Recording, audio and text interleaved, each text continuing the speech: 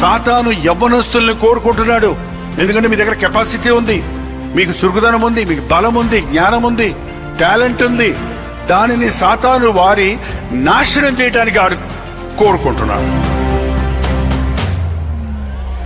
అయితే నువ్వు నీ జీవితాన్ని దేవుని చేతుల్లో పెడితే నువ్వు దుష్టుని జయిస్తావు, నువ్వు సాతాన్ని జయిస్తావు, నువ్వు అనేకుల్ని నిత్య నరకానికి పోయే వారిని రక్షణలోనికి నడిపిస్తావు.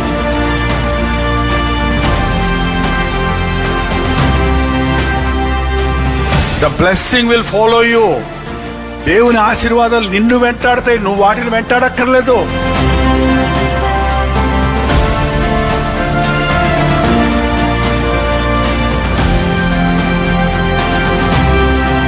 నువ్వు బలంగా ఉండాలంటే బైబిల్ చదువు.